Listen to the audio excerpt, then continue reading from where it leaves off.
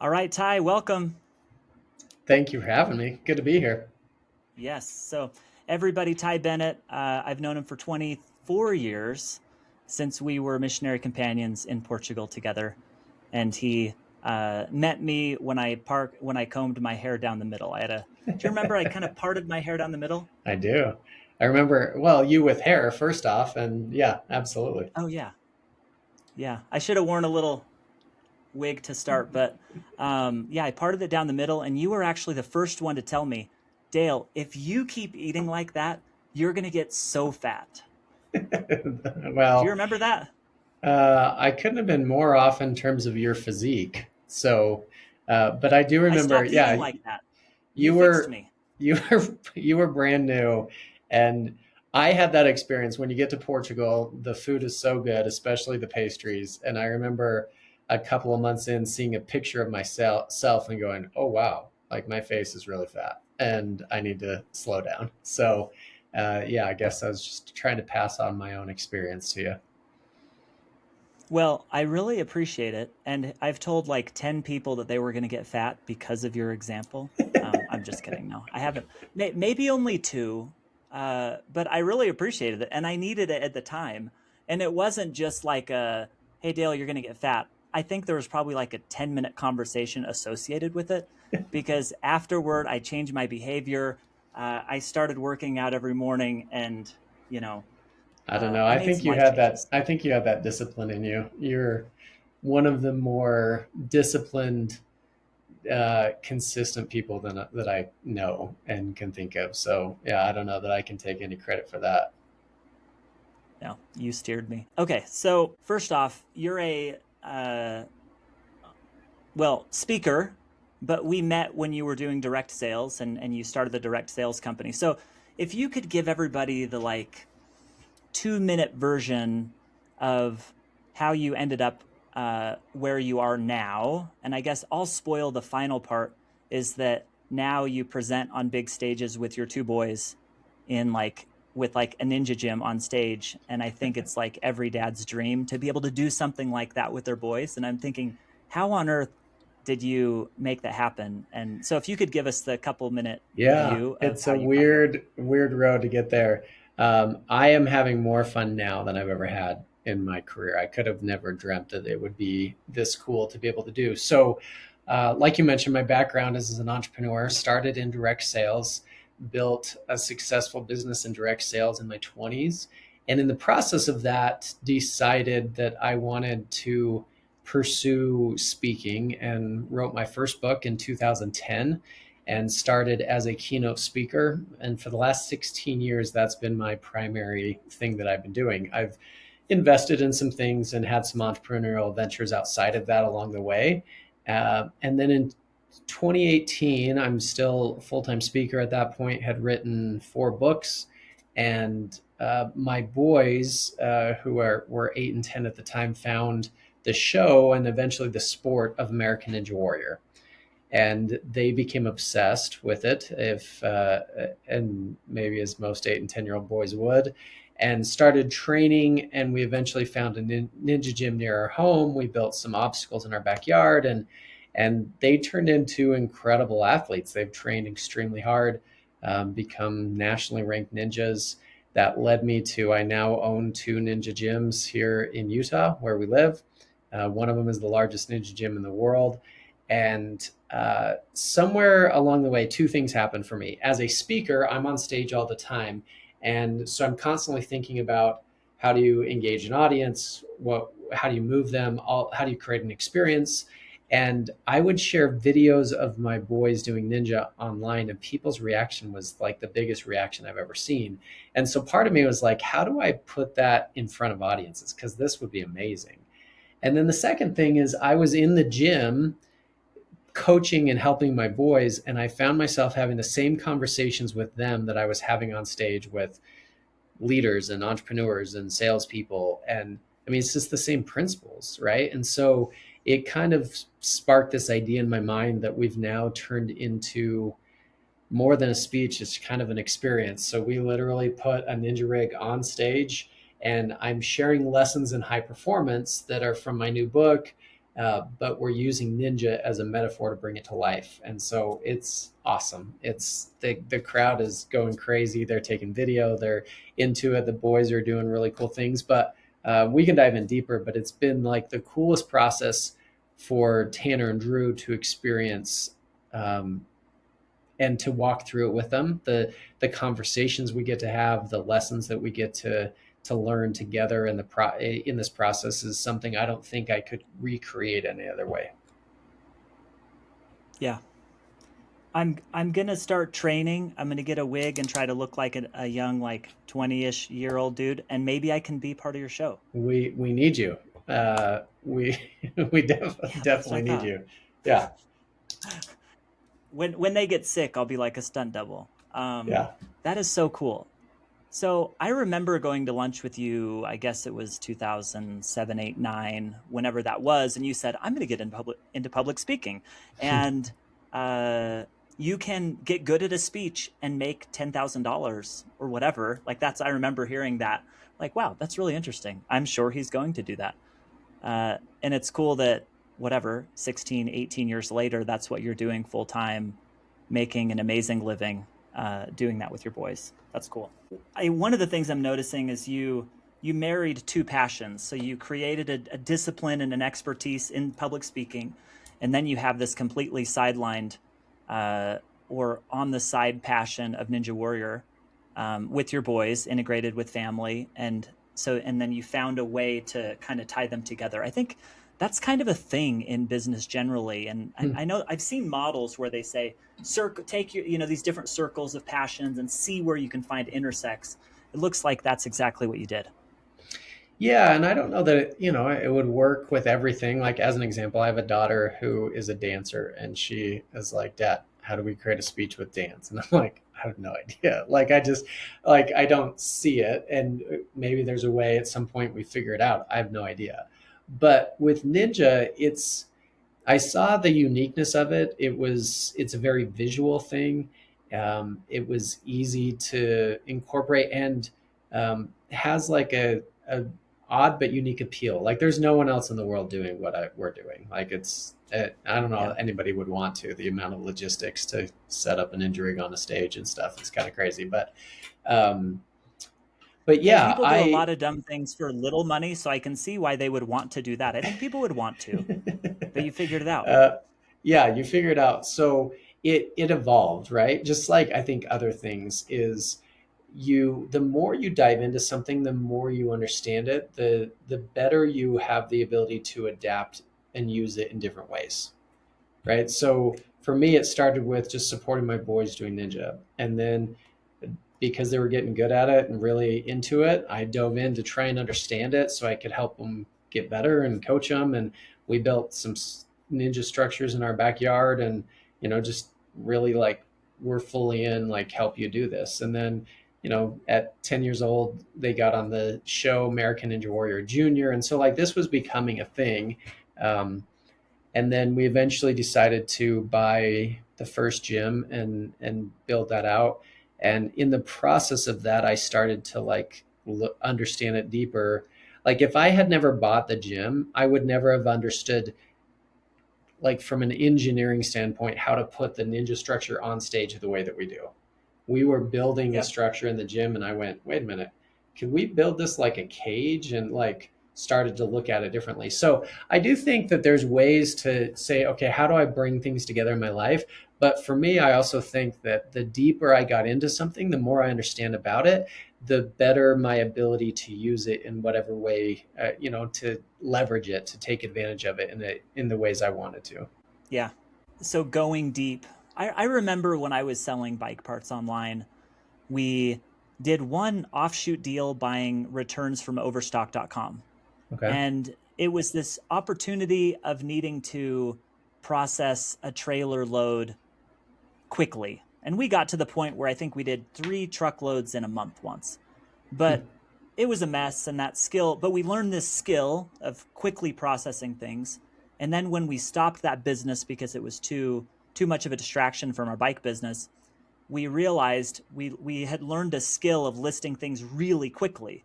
And with that new capability of listing things really quickly, we said, oh, our supplier has a catalog with 10,000 items. We can go and apply this to their catalog and basically drop ship everything. They wouldn't, like, cross dock is what we ended up doing. And we were the first ones to cross dock, from these suppliers. And we had a few years of selling a few $1,000,000 a year of inventory that we never took more than 10 minutes of possession of. But we didn't get there until we went pretty deep into that other Yeah. thing. So I think that's really interesting. You're an example to me of somebody who uh, is all in and really does go deep.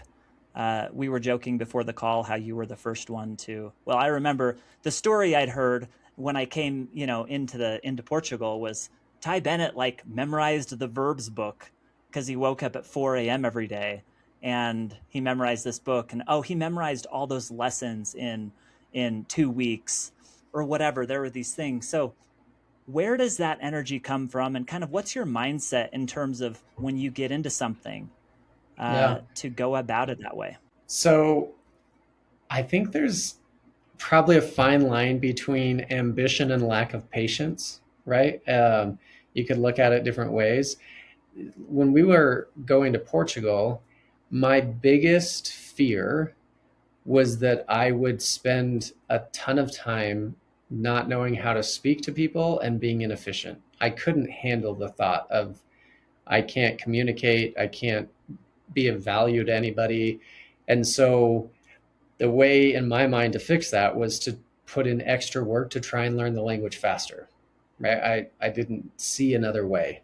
And so, yeah, I looked at it and tried to assess the, like, how do you learn a language, right? And it's an interesting process to learn a language, but um, part of my assessment, I said, okay, if I can say the action word, right? I might not be able to conjugate it all perfectly, but if I can say like the main idea of what I'm trying to get across, which is the verb, then I probably have a good starting point. So I bought this book with 1,300 verbs, and I was like, I'm going to memorize every one of them. And half of them, like, words, why would you ever use that word?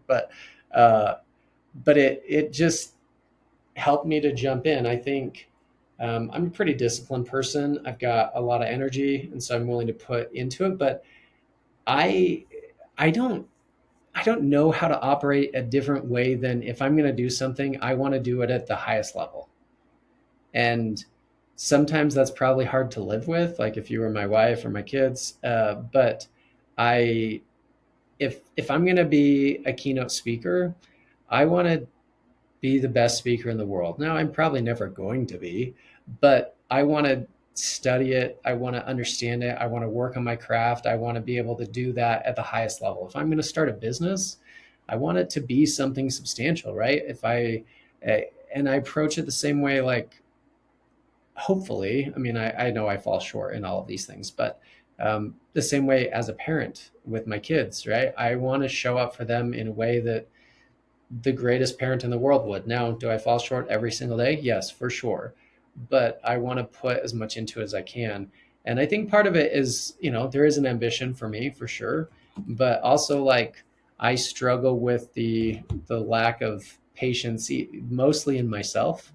I'm not good at just waiting and being okay with just the the mediocre part. And I get that there's a learning curve in anything. You're going to work through all of that failure, but I want to try and speed it up as fast as I can. That's really cool. Huh. I hadn't really thought about the whole ambition versus a lack of patience.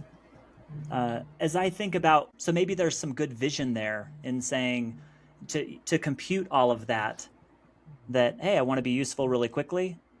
And in order to be useful, I have to speak it. Where I probably got there and I was like, hey, gonna try hard, and I'll not speak English. And that was my strategy. So I guess I just didn't think about the verb book. I was Well, motivated, willing to wake up early, but like it's just interesting that you took it to that level. And awesome. I I don't know. I think that one of the things that I've done well, and this is I think a great thing for people to take from in anything that I've done, is I've had a natural inclination to go, who is doing this at the highest level? Who's already there where I want to go? And how do I go talk to them and learn from them? How do I create mentors in my life? So, when it came to going to Portugal, there were missionaries that I got to meet before, like I sought them out and went, okay, what do I need to do to be preparing? How do I have the most success as possible? But I've done that as an entrepreneur. I've done that as a speaker. I've done that in parenting, in any of the things that matter to me, is to seek out people who you admire in a particular field or space and try and learn from them. And because of that, you create a little bit of a roadmap and go, okay, here's the things that I should be doing or can be doing, and let's jump in and do it as fast as I can. Yeah, that's super cool. It sounds like from a very early time, you saw yourself as someone capable of being world class. Yeah, and that's an interesting thing because I think that's true. And I guess I would just say like that came from my parents, right? I mean, I had very supportive parents who let me pursue and cheered me on and provided opportunities to pursue anything we really wanted to go after. But yeah, I that's not something I've really questioned for me. That's that there is an inherent belief that I am capable of doing good things, and so I'm going to try and pursue them. Yeah, that's awesome. I think it took me through my mid 20s to realize that about myself. And What was the change? Where did that become real to you? you know, I think it was I fell into my first business, right, selling bike parts on eBay, and it went really well. And I saw other people doing it, and then I was doing as good or better than them. And I tried really hard, and I worked, and uh, and then it went well, and I realized, oh, I'm just as good as anybody. Hmm. So I almost wonder like what changed versus maybe how did it start of like I was never like you knew me as a 19-year-old. It's not like I was like down on myself, but maybe a little self-deprecating and I'm sure it had to do with weighing like 90 pounds until I was 17 as well, you know, but who Well, knows? But I it's think that's interesting really interesting. because what's interesting for me is I would have described like it's interesting hearing you describe yourself because at 19 when I met you, you were very ambitious, very driven, very personable, super disciplined, like willing to work. So like I saw all those qualities in you at that age, but I think you make a really solid point that there is an element of when you see those qualities in yourself that something clicks, like that's a game changer. Yeah. And I don't know how to help people see them click. It's really powerful when other people that you closely associate with can spot them and help you identify them. But a lot of people don't live in an environment where people have It's true. the emotional clarity or the wisdom to help people do that. So I went through, Clifton Strengths Finder, or you have all these different personality or strengths tests Yep. that I think are good to help people realize, oh wow, you're wiring the way that you think in this way is world class. You're like really good at these influencing strengths. Where for me, I thought, well, I don't know, influencing strengths, like that seems a little prideful to say that I'm really good at that. But as I go through life, I'm like, oh no, I'm really good at that. Those are things that I naturally do. They give me energy. I like doing it. But I didn't have a lot of people in my life telling me that. To the contrary, I had people saying, Dale, it's your way or the highway, like all the time. Not really all the time, but if was going to be feedback, it was like, hey, like you're a bulldog, like my way or the highway. But you can also reframe that to say, wow, I love your persistence and your doggedness and your ability to chase something until it's through. Yeah, I think just as I'm listening to that, I'm thinking about like my kids. I'm thinking about, other people. How do you create the environment where they're around the kind of people that push you, that build you, that help you to recognize some of those things and instill that belief in you? And uh, I think there's spaces to pursue that in lots of arenas, but one for me that I think is we take for granted is having a community that for us is built in because of our church and our faith. You're around a lot of people who are striving to be as good as they can, and therefore obviously not anywhere near perfect, but there's a sense of community within that group. And I think that my kids get a lot from that. I know I did growing up, right? Where I had adult leaders who would have deeper conversations with me and some of those things. So I think for everybody to try and find those spaces where there is a sense of community, where you do have mentors, where you do have an opportunity to interact with people and learn from people and get real feedback from people is so important. Yeah, absolutely. And I think about the yeah, my even just my experience being able to work with you and work with President Suarez and all these good influences of people that help you see your potential and work in a different way. That was like the absolute, best mentoring I could have asked for. And younger, I had great leaders too that were pouring energy into me that weren't my parents, that were, helping me grow up and feel like an adult. And I think I've benefited from a lot of that same church culture as well.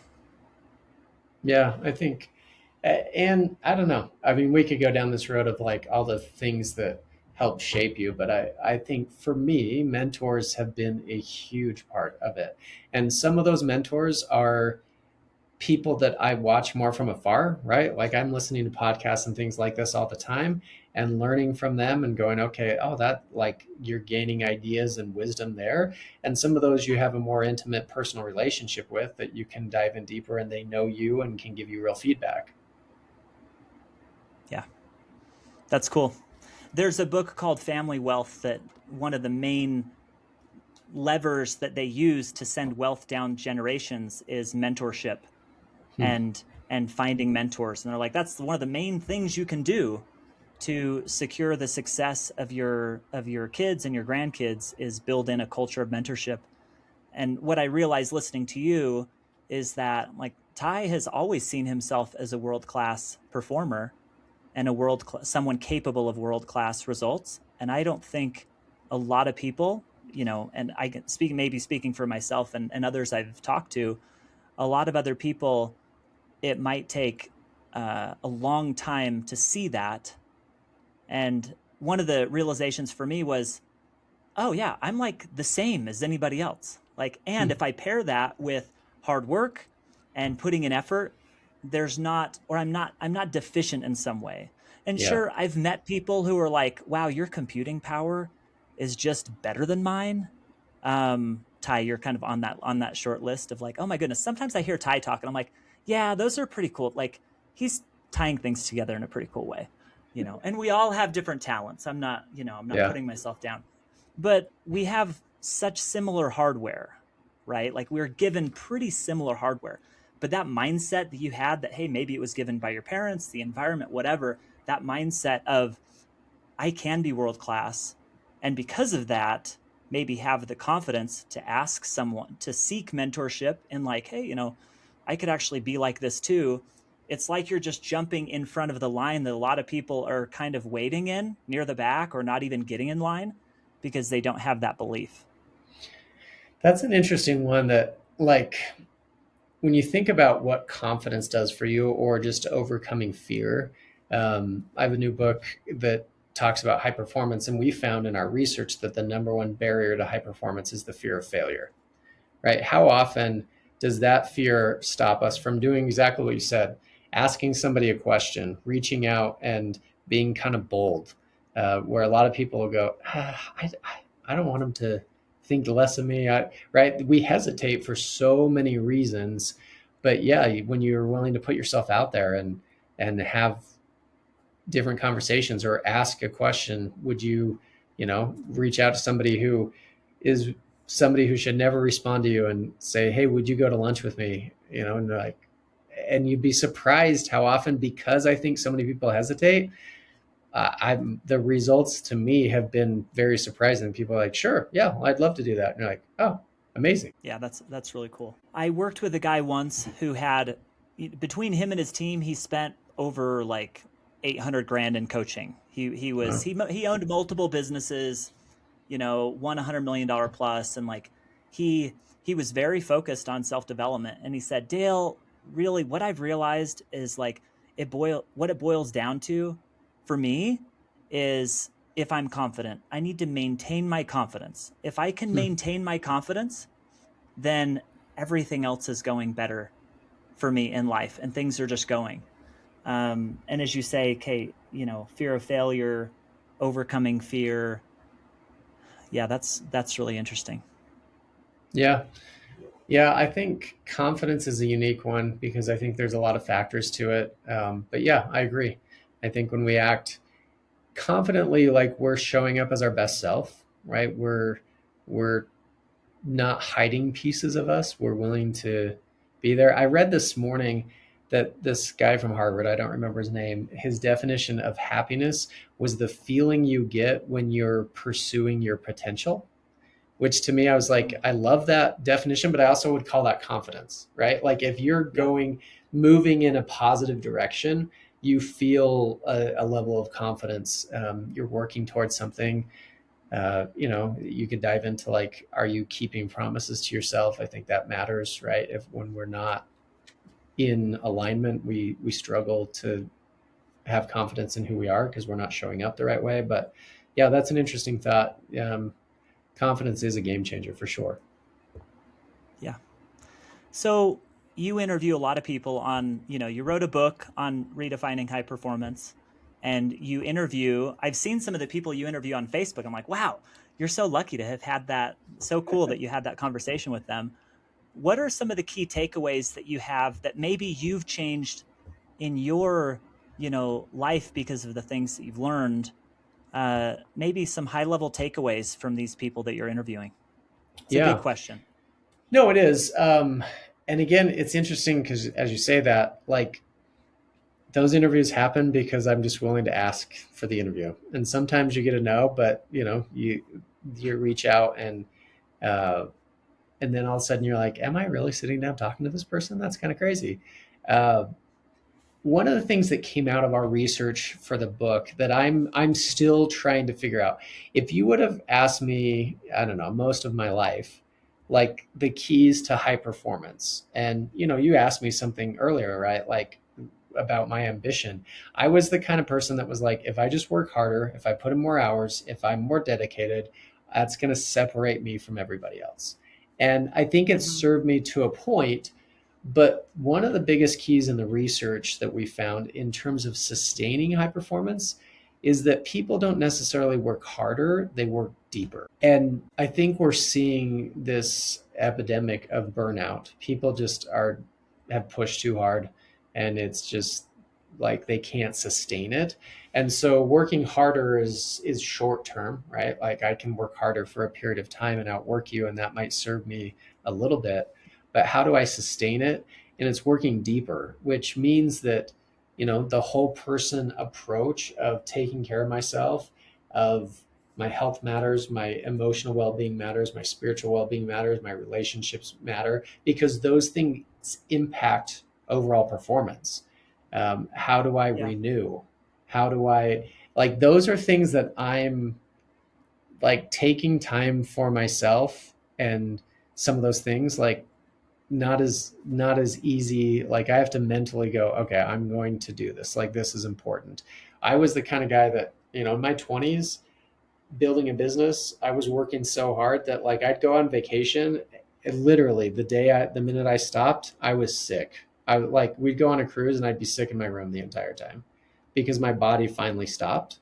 And there's nothing sustainable about that. So learning to work deeper, which means that I'm prioritizing the things that are important, that I'm understanding the mechanisms that actually move the needle. It's not just activity, it's accomplishment. Some of those things I'm still trying to learn, but I'm watching it in people that I really admire, and it's awesome to see. Yeah.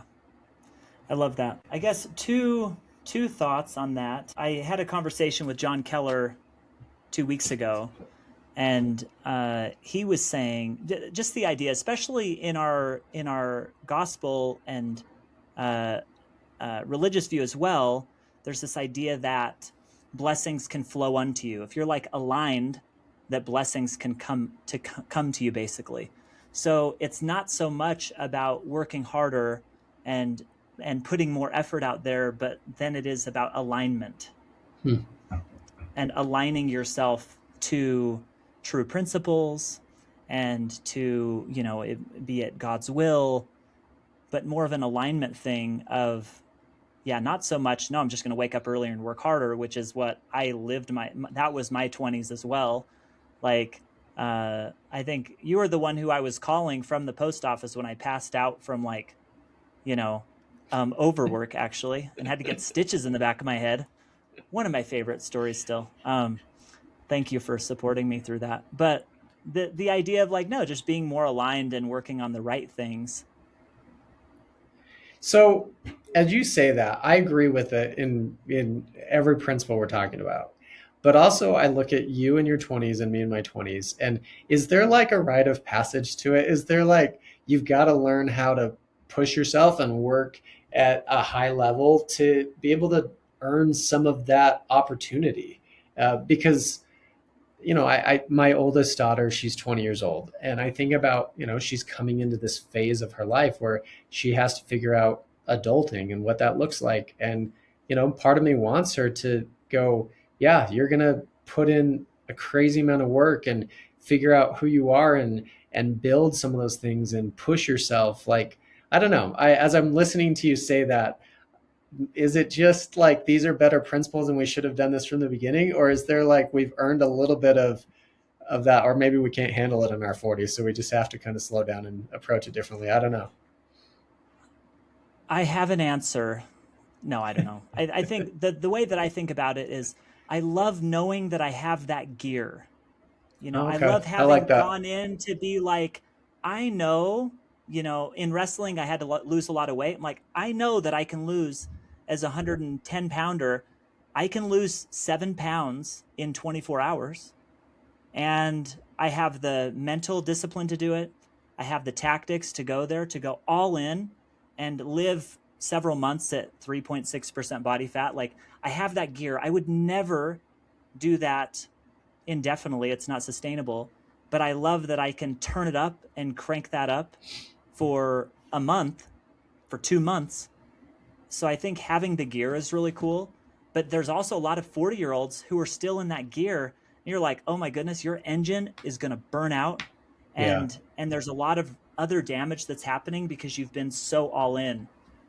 But I think it's more like having the gear.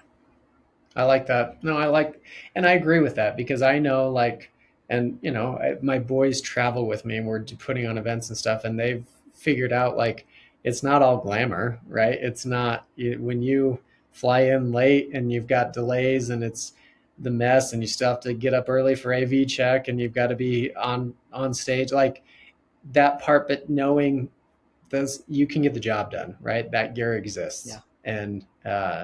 and then, but there is a balance in it. Like it's the renewal. That's what I wasn't good at. And I think that's where burnout comes in, right? Is we Yeah. rev that engine so high, but we don't like renew and step back and figure out what that reset looks like. Um, Rest is different than reset, right? Like exhaustion where you just stop, that's not renewal. And so that's been something I've been learning for myself and trying to be much better at. Yeah. My renewal strategy is bicycle touring. Yeah. So if you want to go to the Oregon coast in June, you and your boys are invited. I'm taking my son there for uh, 8 or 9 days. That's But awesome. I think rest is not renewal. It's interesting because, yeah, rest for me is an active, joyful adventure that I'm doing. It's not restful, but it completely takes my mind off of the thing and puts it on another thing. Like Monday, I only decided this 2 days ago. We'll have to see if I can stay committed and get over a little bug that I have. I'm going to try to run an Ironman on Monday, the 18th. Oh, in 17 hours. That's a cutoff time. We'll have to see how it goes. Swimming pool, bike trails, running on trails, but not restful at all. But it'll be an absolute distraction from everything I've been focused on. That Hmm. it will be a renew. That it will be a renewal. Yeah, that's interesting to think about. Good luck with the Ironman. That's awesome, man. I guess I can't. It's a full triathlon. I don't want to be sued by Iron Man, but Yeah. like James, by like the Iron Cowboy. But um, yeah. So resting, resetting. Yeah, that's interesting.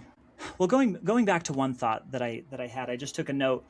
Um, I think it's so cool that you've been able to have this mindset of world class from the beginning. And even as I hear you, I'm like, wow, I really need to think more about the mentors that I'm seeking as I try to create my next rounds of things, so that's really inspiring. Um, and knowing that not a lot of people have that, like I see it as a blessing that I found my confidence in my 20s and realized, late 20s, early 30s, oh my goodness, like there's nothing that I'm really incapable of doing. Actually, plenty of things, because I have my strengths and just as much I have the weaknesses, just like we all do, right? I've been the I really try. I've been trying to frame that as I show up as my whole self and not covering up like all the stuff that I'm bad at, my lack of detailed planning, all these different things, to try to show up as my whole self. That can be a gift for people that, like, oh, Dale has plenty of flaws too, and he's still managed to not totally screw up life. And he's achieved some good results, even though he's like really terrible at some of these other things. That it's kind of a gift that we can give people. Yeah, I think there's an authenticity to it, right? People want to, well, we want to see the humanity in other people and understand, you know, that's an interesting part when you interact with very successful, very, famous kind of people.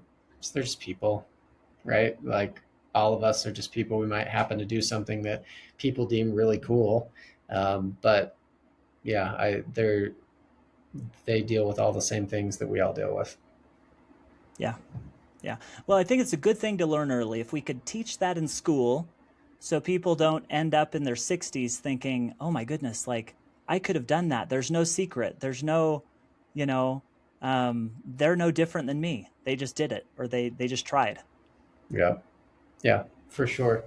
And, I think we need to give that back as much as we can to the people around us, kids around us, support them, mentor them.